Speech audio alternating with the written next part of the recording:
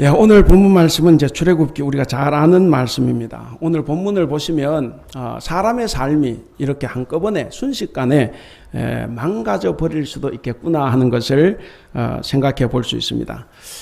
저는 이 말씀을 읽으면서 사람이 이렇게 쉽게 망가지는 한편으로 사람의 나약함이 참 안쓰럽기도 하고, 또 한편으로는 참 어이없다라는 생각도 가져봅니다. 본문의 배경 우리가 잘 압니다. 본문의 배경은 이렇습니다. 430년 동안 이스라엘 민족이 이제 이집트에서 노예살이를 했습니다.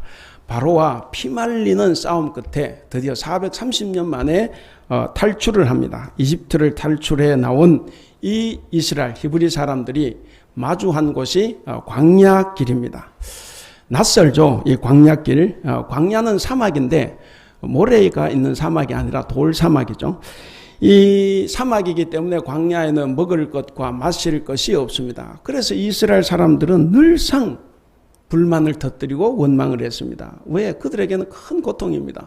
우리 대만도 참 덥지만 이런 광야 얼마나 뜨겁겠습니까?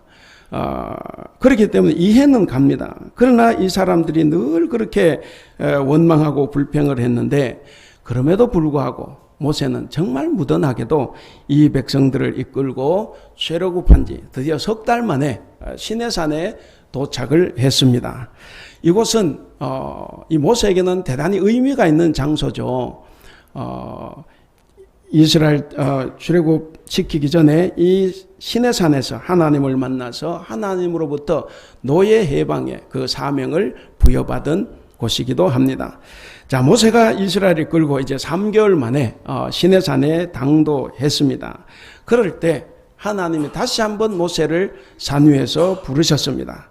그리고 산 위에서 십계명과 사회 전반에 관한 법, 우리가 이제 율법이라고 하는데 이 법들을 주셨습니다.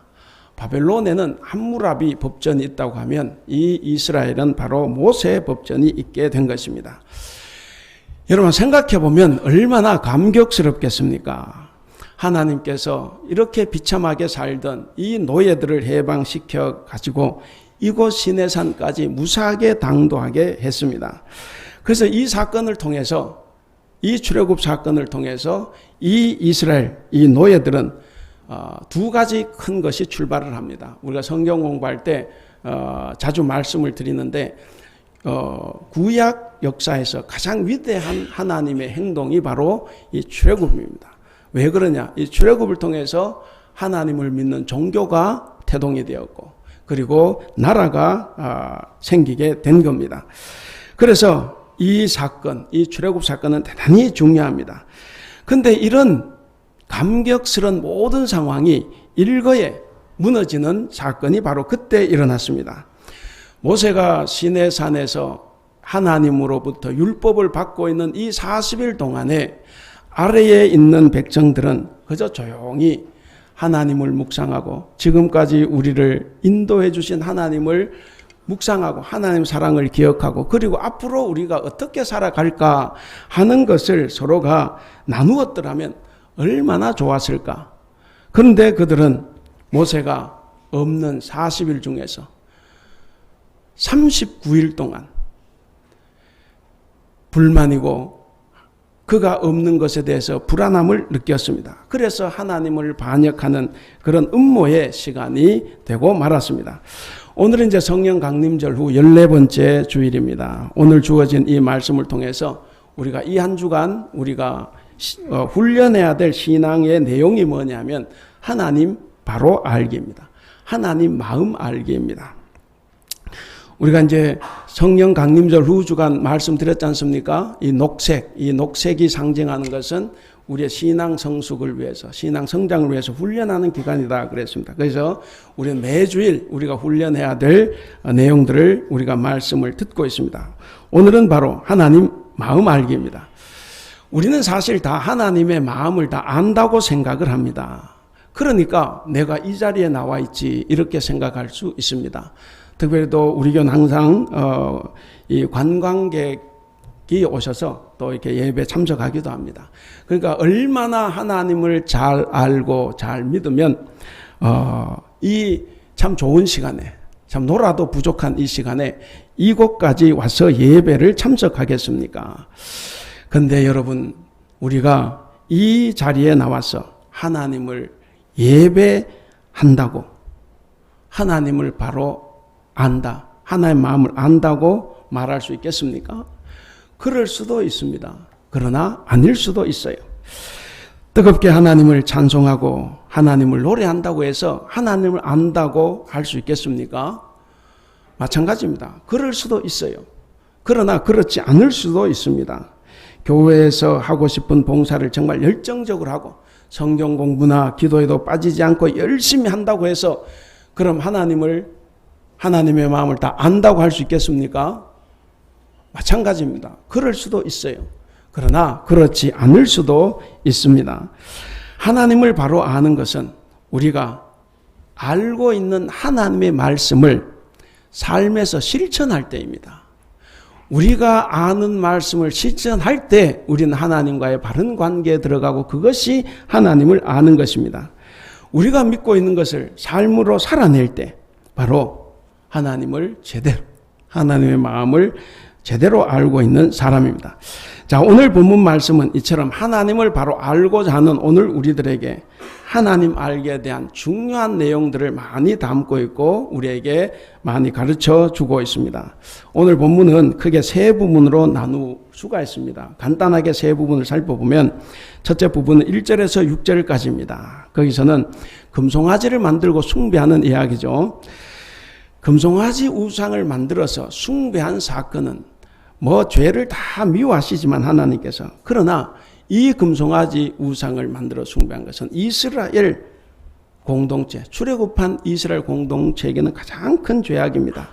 이 죄악 사건에서 누가 연루가 되어 있냐면 바로 아론이에요. 대제사장 아론이 거기에 연루가 돼서 그가 우상을 직접 만듭니다. 그리고 제물을 바치고 백성들은 즐거워 뛰놀았습니다. 다음 두 번째는 두 번째는 7절에서 10절까지입니다. 여기서는 산 위에서 모세와 대화하고 계셨던 하나님께서 진노하시는 부분입니다. 이미 산 아래에서 일어나고 있는 일을 소상히 알고 계세요. 그래서 7절에 보면 하나님께서 다 말씀을 하시죠. 이렇게 하나님께서는 친히 이스라엘 백성들을 출애굽 해방을 시켜주셨는데도 이스라엘은 금송아지가 자기들을 해방시켜줬다. 금송아지가 자신들을 구원했다라고 떠들고 있습니다. 그래서 9절 10절을 보시면 하나님께서 거기에 대해서 진노하시고 그리고 이들을 다 진멸시키겠다는 계획을 드러내십니다. 그리고 나머지 세 번째 부분 11절부터 14절까지입니다. 바로 이 심판, 하나님께서 이스라엘을 심판하시겠다는 이 말씀을 들은 모세가 이제 중보 기도하는 부분입니다. 제발 하지 말아 주세요. 왜 그러냐? 하나님의 유익과 명예를 위해서 그건 결코 좋지 않습니다. 그래서 하나님의 유익과 명예를 위해서 그 진노를 거두어 달라고 간청을 합니다. 그리고 간청을 들으신 하나님께서는 오늘 마지막 14절에서 그 진노를 멈추십니다. 그리고 그 뜻을 돌이키시는 것을 볼 수가 있습니다. 자, 오늘 이런 본문 말씀은 사람들이 하나님을 바로 알지 못하고 하나님을 믿는 것이 얼마나 끔찍한 결과를 초래하는가 하는 것을 우리에게 잘 보여줍니다. 따라서 우리는 오늘 이 본문 말씀을 통해서 하나님께서 우리에게 주시는 교훈을 마음에 깊이 새기고 실천함으로써 우리들이 다 새로운 신앙인으로 거듭날 수 있기를 기원합니다. 자, 먼저는 1절에서 6절 첫째 부분입니다. 하나님을 바로 알지 못하면, 하나님 바로 알지 못하고 하나님을 섬기면 우상을 만들어 섬기는 자가 될 수 있다 하는 겁니다. 여러분, 이스라엘 백성들은 이 40일을 참아내지 못했습니다.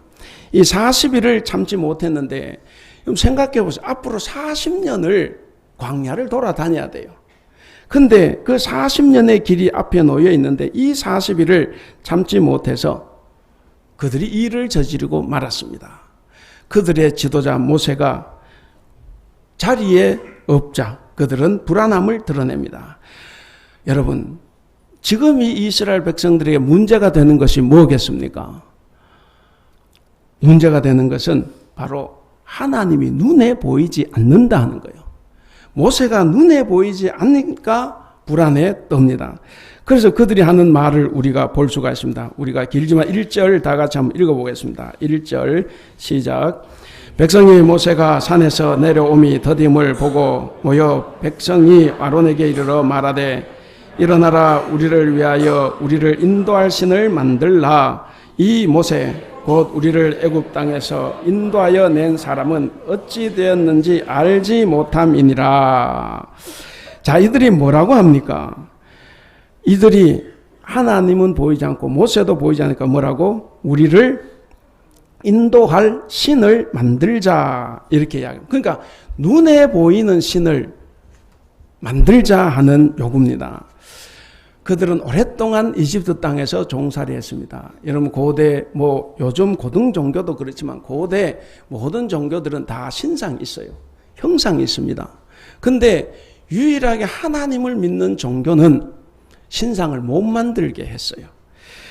그러니까 이 사람들이 430년 동안 이집트 땅에 있으면 그 수많은 신상과 형상들을 봤습니다. 그 눈으로 볼 수 있는 우상들을 접해왔기 때문에 뭔가 눈에 보이지 않는 하나님이 가슴으로 느껴지지 않는 겁니다.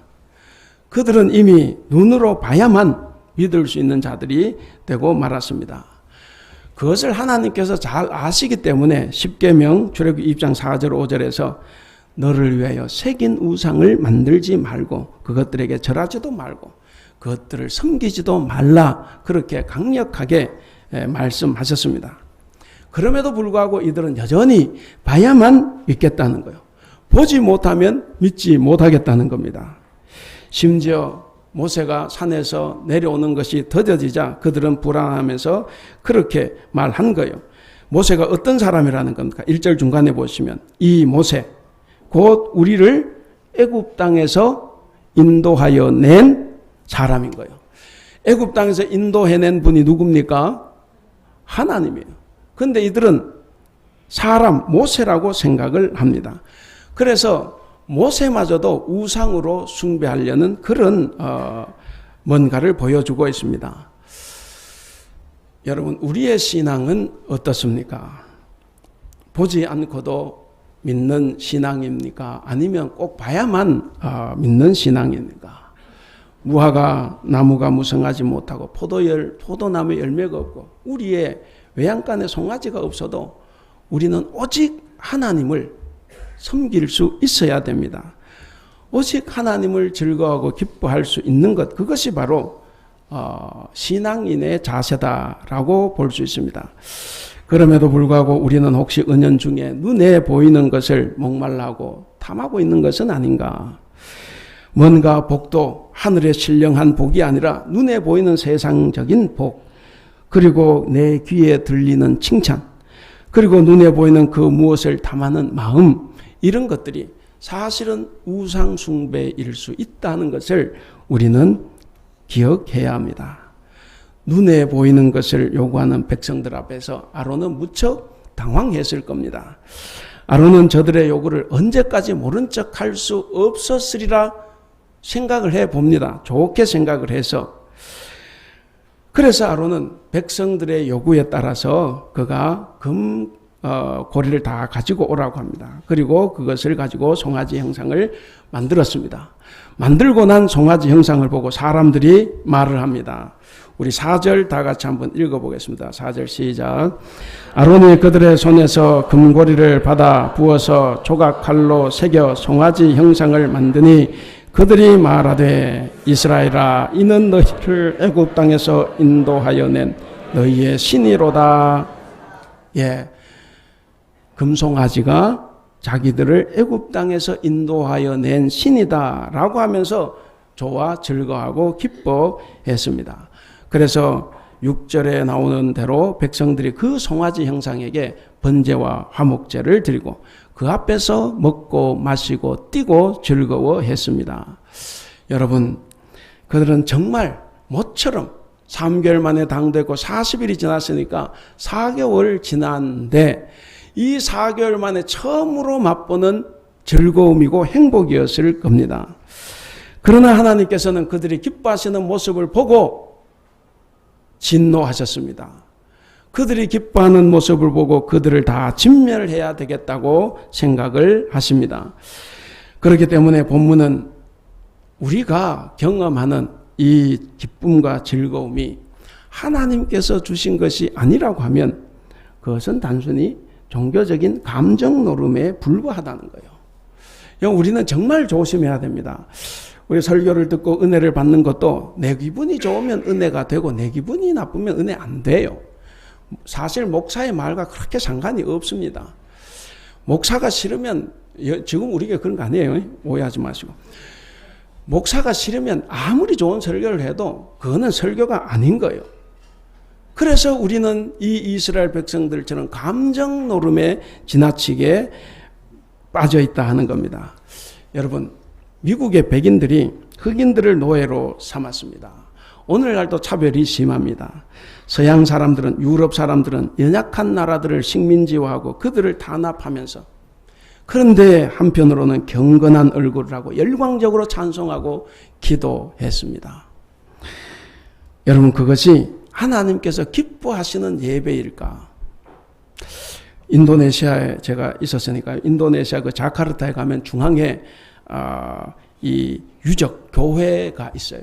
네덜란드로부터 수백 년 그 지배를 당했기 때문에 거기는 네덜란드 총독이 예배하는 교회입니다.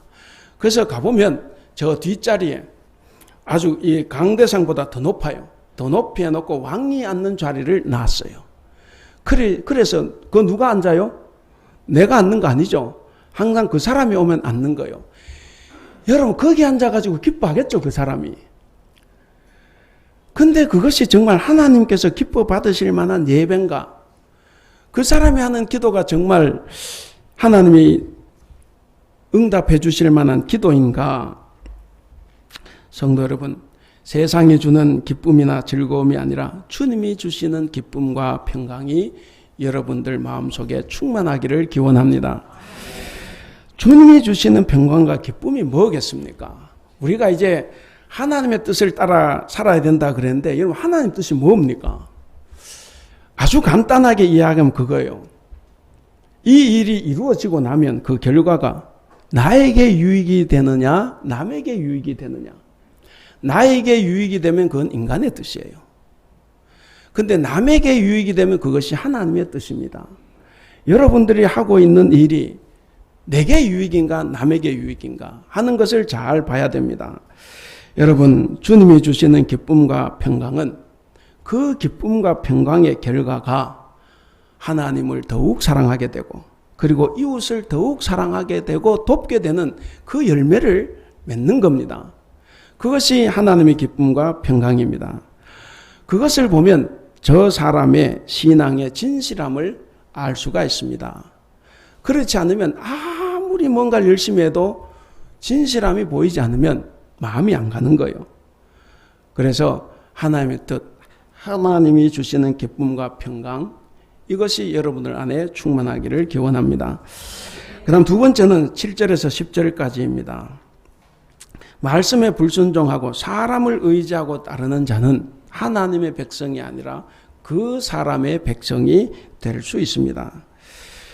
여러분, 금송아지 숭배를 한 이 이스라엘 백성들의 이 타락에 대해서 하나님께서는 어떤 평가를 내렸습니까? 오늘 그 성경을 보시면 7절 끝에 뭐라 그럽니까? 부패하였다. 그 다음에 9절 중간에 보시면 목이 뻣뻣하다 그랬습니다. 그러니까 결국 이 사람들, 자기들은 정말 즐겁고 기뻐 뛰놀고 했는데, 근데 하나님께서는 목이 뻣뻣하고 부패한 백성이다, 그렇게 평가를 하셨습니다. 그리고 하나님께서는 이들을 누구의 백성이라고 이야기합니까? 7절 보세요. 너는 내려가라. 네가 애굽 땅에서 인도하여 낸 누구 백성? 내 백성이 아니라 너 백성이라는 거예요. 네 백성, 그가 부패했다는 거죠. 그러니까 왜 하나님께서 이렇게 이스라엘 사람을 그동안에는 내 백성, 나는 너희의 하나님 되고 너는 내 백성이 된다고 하셨는데 여기서 왜 네 백성이라고 이야기합니까? 왜 모세의 백성이라고 이야기하는 겁니까? 바로 1절의 이유가 있죠. 1절에 모세가 자신들에게 어떻게 했다 그럽니까? 우리를 애굽 땅에서 인도하여 낸 사람 그랬습니다. 그러니까 이 사람들이 모세가 자신들을 애굽 땅에서 인도하여 낸 사람이라고 고백을 했습니다. 모세를 자신들의 구원자로 여겼습니다. 모세를 신과 동일시하고 있는 것 같습니다. 그래서 역설적으로 하나님께서는 모세에게 이는 내 백성이 아니라 너의 백성이다 라고 하신 겁니다. 이는 우리가 하나님을 믿는다고 하면서도 실제로는 하나님이 아니라 모세와 같은 사람을 믿고 따르고 의지하는 사람들이 있습니다. 그래서 그 사람이 교회에 나오면 나도 나오고 그 사람이 나가면 나도 나가요. 저 사람이 좋으면 나도 좋고 저 사람이 싫으면 나도 좋아요. 하나님을 위해서 살아가는지 어떤 사람을 위해서 살아가는지 분간을 하기 어려울 때가 있습니다. 그래서 하나님께서는 그는 내 백성이 아니라 너의 백성이다 이렇게 말씀하십니다. 하나님은 더 이상 나를 사랑하지 않는 사람은 내 백성으로 여기지 않겠다라고 하는 말씀입니다. 그렇기 때문에 사랑하는 우리 성도 여러분, 우리가 아무리 하나님께 선택받은 자라고 해도 하나님보다 그 사람을 더 의지하고 믿고 살아간다고 하면 아무리 오래 교회에 출석을 하고 아무리 높은 직분을 가지고 있다고 해도 그는 하나님의 백성이 아닙니다. 그는 사람의 백성일 뿐입니다. 하나님의 백성은 오직 진실한 마음으로 하나님의 뜻대로만 살아가는 사람들입니다. 내가 이익이 되는 길을 버리고 남이 이익이 되는 길을 가는 것, 그것이 하나님 뜻대로 살아가는 것입니다. 제가 자주 말씀드리지만 하나님의 말씀, 이 성경 말씀을 정말 지키지 못하는 것 너무 많아요. 제가 산상 설교도 말씀드렸지만 산상 설교에 나오는 내용이 아무리 지키려고 해보세요. 지킬 수 있는가? 원수를 사랑하라? 내 아내도 사랑 못하는데 뭔 원수를 사랑합니까? 우리는 죽었다 깨어나도 원수 사랑하지 못해요. 그러면 어떻게 합니까? 그럼 내가 처음부터 원수 사랑을 안 해요. 왜? 어차피 못하니까 나는 사랑 안 하고 살아가요. 어떤 사람은 원수를 아무래도 사랑을 못해. 그럼에도 불구하고 하나님께서 사랑하라고 하셨으니까 죽으라고 사랑하기 위해서 노력하는 거예요. 그래서 사랑 못하는 것하고 결과는 똑같습니다. 그러나 달라요. 바로 우리가 하나님의 백성이라는 것은 하나님 말씀에 완전히 일치하는 삶을 우리는 살지 못합니다. 그건 할 수가 없어요. 그러나 끝까지 그 말씀을 순종하는 것을 포기하지 않는 삶입니다. 포기하지 않고 그래도 살아보려고 하는 사람들이 바로 하나님의 백성입니다. 우리가 이런 삶을 살아간다고 하면 하나님은 결코 우리를 버리지 않으시고 모세가 기도해서 응답받은 것처럼 우리의 기도도 응답이 될 것입니다. 그러나 만일 우리가 하나님의 말씀을 버리고 사람을 의지하고 사람을 따라다니면 결국 세상과 교회와 우리 공동체를 어지럽힙니다. 하나님께서는 우리를 버리실 겁니다. 그렇기 때문에 사랑하는 우리 성도 여러분, 절대로 악한 일에 사람들과 연합하지 않기를 바랍니다. 오직 하나님의 말씀에 순종해서 그 뜻대로만 살아가는 저와 여러분이 될 수 있기를 바랍니다. 마지막 세 번째는 이 지도자는 자신의 행위와 공동체의 죄에 대해서 책임을 질 줄 아는 사람입니다. 11절에서 14절까지 나오는 내용입니다. 여러분, 모세와 아론은 광야에서 이스라엘 백성의 지도자였습니다. 그들은 형제였습니다. 근데 형제였음에도 불구하고 그들의 지도력은 서로가 대조를 이루었습니다. 아론은 백성들을 인도하면서 결국 우상 숭배로 빠져들게 해서 공동체를 혼란시켰습니다. 아론은 우리를 위하여 우리를 인도할 신을 만들어 달라고 하는 그 백성들, 잘못됐다고 가르치지는 못하고 신을 만든다는 핑계로 금고리를 다 가지고 오라고 요구를 했습니다. 남의 약점이나 남의 필요를 핑계로 금품을 요구함으로써 자기의 이익을 채우는 거예요. 오늘날 우리 정치를 보면 얼마나 그런 것이 많습니까? 이들은 지도자의 자질이나 인격이 부족한 사람들입니다. 오늘날도 저를 포함해서 교회의 지도자들은 물론이고 직분을 가진 사람들은 이처럼 무책임하고 타락하지 않기 위해서 늘 우리 자신을 돌아보고 또 돌아봐야 합니다. 우리 자신을 살펴봐야 합니다. 그래서 비록 자신이 잘못한 게 아니라고 해도 그 결과가 무엇이든지 간에 자신이 책임지는 모습을 가져야 합니다. 아론이 금송아지를 만든 것처럼 또 오늘날 성도들은 회중의 입맛에 맞는 말을 함부로 합니다. 그러니까 자기 입맛에 맞는 하나님의 말을 함부로 해요.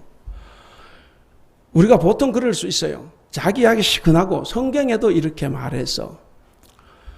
여러분 이게 뭡니까? 이 설교하는 저도 이런 잘못을 저지를 가능성이 제일 많습니다. 자기의 주장을 하나님의 말씀을 도구로 삼아서 합리화시키는 거예요. 여러분 하나님의 말씀을 우리 주장을 하는데 합리화시킨 도구로 삼는 게 아니에요. 여러분 절대로 싸울 때는 인간적으로 싸우세요. 하나님 말씀 이래서 하지 마세요. 그 사람이 옳다고 해도 그건 죄입니다. 하나님의 말씀 평화하는 데 사용을 하지 싸우는데 이기라고 주신 말씀이 아니에요. 그렇기 때문에 우리의 입맛에 맞게 하나님의 말씀 함부로 말하면 안 됩니다. 특히 자신의 명예나 인기를 이유로 이것이 우리를 위한 하나님의 뜻이다 라고 함부로 말해서는 안 됩니다. 또 보이지 않는 하나님을 보이게 하려는 유혹에서도 우리는 벗어나야 합니다. 여러분 우리 한국에는 가면 많아요. 불분명한 개인의 체험을 하나님의 역사라고 함부로 말하는 사람들이 있습니다. 그렇게 하면 안 돼요. 내가 기도하다가 기도원 갔다가 반 환상이 있어요. 뭔가 체험이 있습니다. 뭐 음성을 들었대요. 그걸 말하지 마세요. 그건 자기에게 준 거예요. 근데 그것을 함부로 말하는 사람들이 있습니다. 그러나 여러분 이러한 말은 보이지 않는 하나님에 대한 신앙을 왜곡할 수 있습니다. 우리는 보이지 않고 들려지지 않고 만져지지 않아도 믿을 수 있어야 합니다. 성경 말씀으로. 그렇기 때문에 우리는 함부로 자신의 체험이나 환상을 말하면 안 됩니다. 근데 밤에 모세는 어떻습니까? 아론은 그렇게 했는데 모세는 백성들을 하나님께 인도하면서 이 공동체의 질서와 평화를 놓는데 혼신의 힘을 다했습니다. 그는 백성들이 잘못해서 하나님께서 진노하시고 그 백성들을 멸망시키겠다고 할 그 시점에도 그는 백성들을 대신해서 용서를 구했습니다. 이것이 공동체를 사랑하는 지도자, 공동체를 사랑하는 우리 성도들의 책임 있는 모습이라고 봅니다. 회중의 악함에 굴복하는 것이 아니라 목숨을 두려워하지 않는 모세의 이런 예가 우리가 따라 걸어가야 할 길입니다. 우리 이제 이 장면에서 이 모세의 태도를 통해서 중보의 핵심에 대해서 우리가 한번 생각해 볼 수가 있습니다. 자, 먼저 이 중보의 핵심 먼저는 중보자 자신의 목숨을 거는 겁니다. 남의 목숨을 걸고 중보하는 건 아니에요. 10절을 보시면 하나님께서 이 금송아지 사건을 일으킨 이 사람들을 다 진멸하겠다고 하십니다. 근데 모세는 어떻습니까? 하나님의 이 말씀에서 모세는 하나님의 진심을 받습니다. 여러분 10절을 우리 한번 읽어볼까요? 10절 시작. 그런즉 내가 하는 대로 두라. 내가 그들에게 진노하여 그들을 진멸하고 너를 큰 나라가 되게 하리라. 예, 진멸하시겠다는 이 하나님의 말씀에서 모세가 하나님의 진심을 받다는 겁니다. 그래서 여기서 우리가 주목해야 될 것이 뭐냐면 뭔가 이 말씀이 멸망시키겠다라고 하는 말씀인데 오히려 반대로 모세의 중보 기도를 유도하는 듯한 그런 말씀이다라고 생각할 수가 있습니다. 여러분 다 여기 뭐 자녀도 있지만 부모님들이 많지 않습니까? 자, 부모님들이 많은데 화가 났어요. 그래서 너 그럼 차라리 집 나가. 이런데 그 진짜 집 나가 버리네. 아, 정말 부모 말을 너무 잘 따라요. 순종도 잘하고 정말 효자입니다. 나가라고 하니까 나가 버리니까. 뭐 그게 효자일 수도 있어요. 근데 여러분 생각해 보세요. 그게 자식입니까? 부모의 속을 뒤집어 놓는 사람이죠. 그런 자녀들이 많나 봐요. 우리는 부모의 속마음을 헤아려야 됩니다. 그것처럼 하나님의 속마음도 우리는 헤아려야 됩니다. 여기서 우리가 한 가지 염두에 두어야 할 것이 뭐냐면 바로 그 10절 말씀 전반절. 내가 하는 대로 내버려두라. 여기에 하나님의 사랑이 담겨 있다는 겁니다. 하나님께서 모세에게 내가 하는 대로 두라. 자, 이렇게 말씀하셨습니다. 그러니까 이 말씀은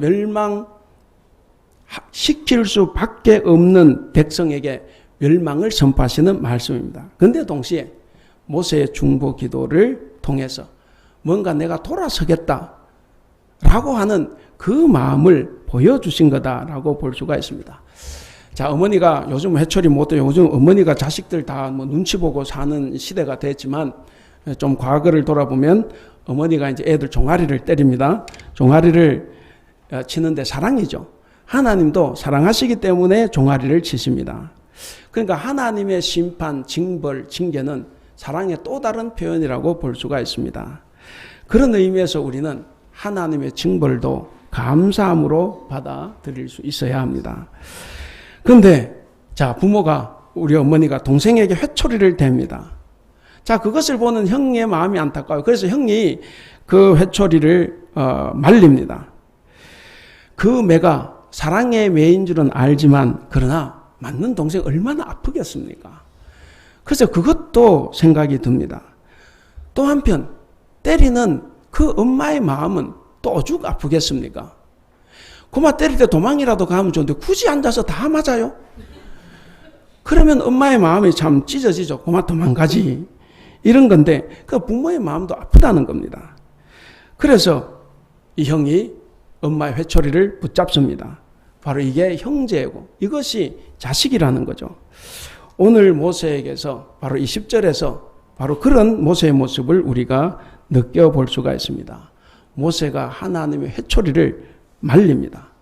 자, 두 번째 이 중보의 핵심은 뭐냐면 중보자 자신의 이익을 포기하는 겁니다.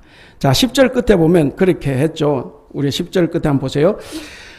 그들에게 진노하여 그들을 진멸하고 너를 큰 나라가 되게 하리라. 이거 표준 세번역으로 읽으면 내가 너를 큰 민족으로 만들어주겠다. 그러니까 아브라함을 조상으로 하는 이 민족을 다 없애버리고 이제 너를 시조로 하는 새로운 나라를 내가 만들어주겠다 하는 거예요. 그러니까 건국의 조상으로 삼겠다 하는 겁니다. 야, 이거 얼마나 좋은 제안입니까? 이거 굴러들어온 떡이에요. 정말 호박이 넝쿨처럼 막 굴러들어온 건데 근데 모세는 그것을 거부합니다. 자신이 백성의 시조가 되는 것을 그 유혹을 이기고 오히려 이 백성을 위해서 중보 기도를 택했습니다. 여기에서 모세의 진심도 저는 볼 수 있다고 생각을 합니다. 사람이 경황이 없을 때 나오는 게 진심이에요. 너 아빠 사랑해 하는데 답이 1초에 저 늦으면 아빠 사랑 안 하는 거예요. 바로 탁 튀어나와야지 0.1초만 뜸을 들이면 사랑 안 하는 거예요. 그러니까 지금 하나님께서 이스라엘 백성 멸망시키겠다 그러셨을 때 지금 하루가 지난 시간이 아니에요. 그 급박한 상황에서 모세가 바로 뭔가를 말을 하는 겁니다. 그렇기 때문에 모세의 진심을 우리가 볼 수 있다 하는 겁니다. 그렇게 급박스럽고 급작스러운 상황에서도 그는 하나님의 유익에만 신경을 썼습니다. 그래서 진노를 거두어 달라. 그 이유가 첫째는 뭡니까? 12절에 보시면 그렇게 되어 있죠. 12절 같이 읽겠습니다. 시작. 어찌하여 애굽 사람들이 이르기를 여호와가 자기의 백성을 산에서 죽이고 지면에서 진멸하려는 악한 의도로 인도해 내었다고 말하게 하시려 하나이까. 주의 맹렬한 노를 그치시고 그 뜻을 돌이키사 주의 백성에게 이 화를 내리지 마소서. 아니 하나님, 저 이집트 사람들을 저렇게 10가지 재앙을 일으키면서 그렇게 해서 내 백성 삼겠다고 데리고 나오셔놓고 여기서 죽이면 이집트 사람들 얼마나 하나님을 조롱하겠습니까? 하나님의 명예가 타격을 받는다는 거예요. 그래서 죽이지 말라 하는 것이고, 그 다음에 둘째는 13절입니다. 조상들을 이야기합니다. 13절 같이 읽겠습니다. 시작. 주의 종 아브라함과 이삭과 이스라엘을 기억하소서. 주께서 그들을 위하여 주를 가리켜 맹세하여 이르시기를 내가 너희의 자손을 하늘의 별처럼 많게 하고 내가 허락한 이 온 땅을 너희의 자손에게 주어 영원한 기업이 되게 하리라 하셨나이다. 얘는 그거요. 아니 하나님께서 전에 우리의 조상 아브라함과 이삭과 야곱에게 이 많은 후손과 땅을 주시겠다고 했지 않습니까? 그런데 여기서 그 민족을 다 없애버려 나를 시조로 삼으면 하나님께서는 약속을 지키지 않는 분이 된다 하는 거죠. 그래서 조상과 했던 약속을 기억을 하고 이 진노를 멈춰 주십시오 한 겁니다. 그러니까 뭡니까? 이 급박한 상황에서도 모세는 하나님의 유익을 생각한 겁니다. 그래서 하나님의 회초리를 말리려고 했습니다. 오로지 하나님의 뜻, 하나님 마음, 그리고 이스라엘 자손의 구원만을 그가 생각했습니다. 지금 우리가 살아가는 이 시대에도 이런 지도자가 있으면 얼마나 좋겠습니까? 요즘 어쨌든 장관, 청문회 장관 임명 그것뿐만 아니라 우리 항상 문제가 많죠. 이런 것을 보면 우리 시대에도 이런 지도자가 있으면 얼마나 좋겠냐 생각을 해보고, 마찬가지 우리 교회도 이런 모세와 같이 자신의 유익을 구하지 않고 하나님의 유익을 구하는 사람들이 많으면 얼마나 좋겠냐. 지금 물론 다 그런 거예요. 그런데 우리가 또 직분자를 이제 내년에 선출을 하지 않습니까? 우리가 선출을 할 때도 내 유익이 아니라 하나님의 유익을 먼저 구하는 사람. 제가 그 헌법을 통해서 헌금 이야기를 많이 하는데, 헌금 이야기를 좀 하는데, 우리가 헌금을 왜 합니까? 헌금을 안 하면 내게 유익이 됩니까? 하나님께 유익이 됩니까? 뭔가 내게 유익을 삼으려고 헌금을 안 할 수가 있어요. 우리 교회 성도들 굳이 이야기하는 거 아니에요. 이제 항존 직분자는 더더욱 생각을 많이 해봐야 됩니다. 내게 유익이 되는 것을 포기하는 것이 우리가 하나님의 마음을 알고 섬기는 거다 하는 겁니다. 그래서 우리가 항존 직분자를 선출할 때도 바로 그런 거예요. 사람의 유익을 구하는 것이 아니라 하나님의 유익을 위한 사람이 필요하다 하는 겁니다. 자, 그래서 마침내 14절입니다. 우리 14절 같이 읽겠습니다. 시작. 여호와께서 뜻을 돌이키사 말씀하신 화를 그 백성에게 내리지 아니하시니라. 예. 이 모세의 목숨 건 이 기도를 들으시고 하나님께서 그 마음을 돌이키셨습니다. 이제 말씀을 맺겠습니다. 사랑하는 우리 성도 여러분. 아론은 백성의 요구로 금송아지 우상을 만들었습니다. 그렇다고 해도 그것은 큰 죄악입니다. 아무리 많은 사람이 원했다고 해도 하나님 뜻에 위배되는 것은 위배되는 것입니다. 여러분, 민주주의는 다수결을 따라가는 거예요. 근데 다수결의 결정이 때로는 우리 공동체를 큰 위기 가운데로 빠뜨릴 수도 있습니다. 진리는 결코 다수결에 존재하지 않습니다. 그렇기 때문에 우리가 빨리 하나님의 마음을 알고 그 결정에 대한 책임을 우리가 져야 합니다. 그런데 책임을 져야 할 이 아론은 지도자답지 않게 오늘 본문 이후를 보면 그 책임을 백성들에게도 다 돌렸습니다. 사랑하는 우리 성도 여러분. 그런데 이 모세는 하나님 마음을 알고 하나님께 유익이 되는 쪽으로 기도를 했습니다. 그래서 결국 하나님께서는 그 진노를 돌이키셨고 그의 동족을 다 구해 주셨습니다. 우리에게도 모세와 같은 헤아림이 필요하다 하는 겁니다. 자기의 유익만을 위하는 자기 중심적인 기도는 결코 응답받지 못합니다.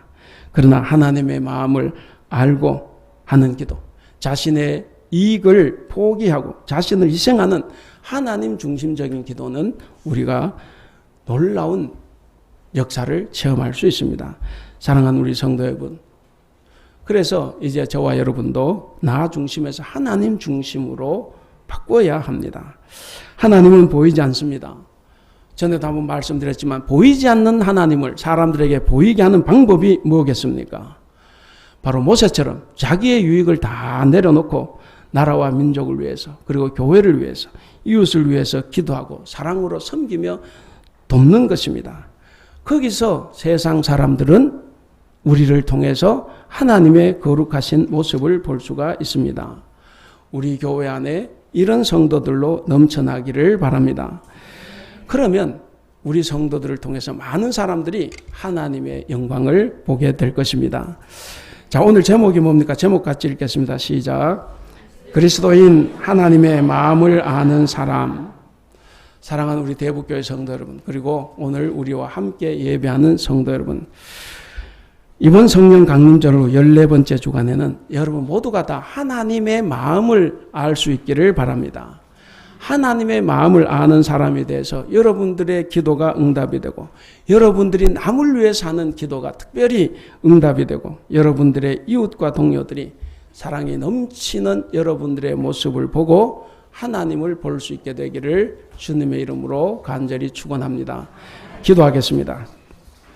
사랑이 많으신 하나님 아버지, 하나님께서는 질투하시기까지 우리를 사랑하시는데 우리의 마음은 여전히 우리 자신만을 향해 있습니다. 우리의 시선은, 우리의 발걸음은, 우리의 두 손은 모두 욕망과 미신의 미몽으로만 향하고 있습니다. 우리를 불쌍히 여겨 주시옵소서. 사랑이 많으신 우리 하나님, 우리가 열심히 주님을 섬기고 사랑하였는데 그것이 집단의 이기주의를 따르는 것이 될까 심히 두렵습니다. 다수가 가는 길이라 안심하고 갔는데 그 길이 멸망의 길일까 심히 두렵습니다. 모든 일의 결과가 나에게 유익이 되었다면 그것은 죄악의 길이지만, 그러나 내게는 손해가 되고 어려움이 되지만 하나님께 유익이 되고 우리 공동체가 유익이 된다면 그것이 곧 하나님의 뜻임을 우리가 다시 한번 깨달았습니다.